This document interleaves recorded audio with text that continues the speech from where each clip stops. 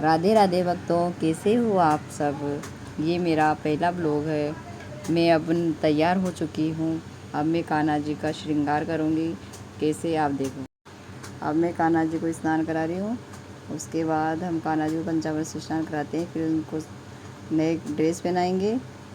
Dress पहनाने के बाद हम इनका श्रृंगार करेंगे। हमें कान्हा जी को तैयार करते वक्त एक बात का ध्यान रखना चाहिए।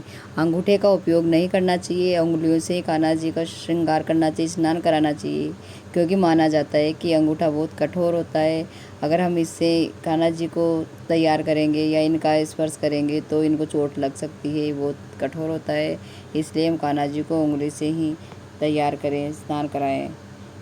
मैं कान्हा जी को तैयार करते करते भजन गाती रहती हूँ।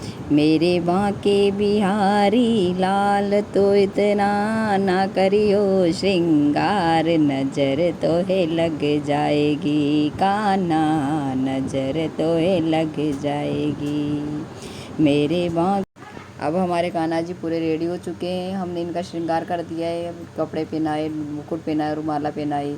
कैसे लग रहे हैं हमारे कान्हा जी, बहुत सुंदर लग रहे हैं कान्हा जी। अब हम कान्हा जी की आरती करेंगे।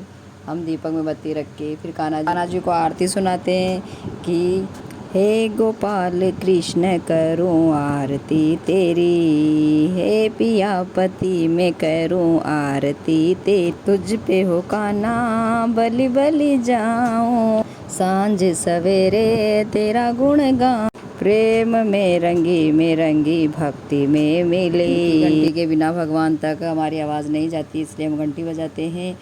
इसलिए घंटी बजाकर आरती कर रहे हैं। इसके बाद फिर हम कान्हा जी को भोग लगाते समय उसमें तुलसी दल डालना ज़रूरी होता है। अगर तुलसी जी नहीं डालें तो उसके बिना उनका भोग नहीं लगता है।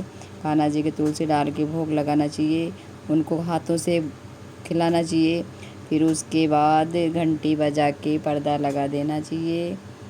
फिर पर्दा लगाने के बाद 5-10 मिनट रुको। आओ आओ सांवरिया बेगा आओ जी। इसके बाद हम भजन करते हैं। फिर भजन करेंगे, फिर भगवान का राम का नाम कीर्तन करते हैं। फिर सूर्य नारायण भगवान के जल चढ़ाया। फिर उसके बाद हमने तुलसी माता में जल चढ़ाया। फिर उसके बाद हमने सूर्य नारायण भगवान को स्मरण किया, आदित्य हृदय स्तोत्र पढ़ा। अब हम रात में कान्हा जी को दूध पिलाते हैं। दूध पिलाने के बाद अब हम रात में कान्हा जी को सुलाने की तैयारी कर रहे हैं। उसके लिए हम जब रात में कान्हा जी को सुलाते हैं तो उससे पहले उनके वस्त्र खोलने पड़ते हैं, दूसरी नाइट ड्रेस पहनानी पड़ती है, सारा श्रृंगार हटाना पड़ता है। फिर उसके बाद हम कान्हा जी को पलंग पे सुलाते हैं। फिर कान्हा जी के पैर दबाने पड़ते हैं थोड़े थोड़े, और फिर उनको सुलाना पड़ता है। सारे दिन वो बैठे बैठे रहते हैं, इसलिए उनके पैर दर्द करने लग जाते हैं। फिर उनके पाँव दबाते हैं, फिर उनको सुलाते हैं, गाते हैं, उनके सुनाते हैं। आजारी निंदिया रानी चुपके।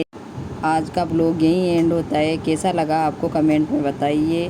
राधे राधे भक्तों, आप सब ठीक हो ना।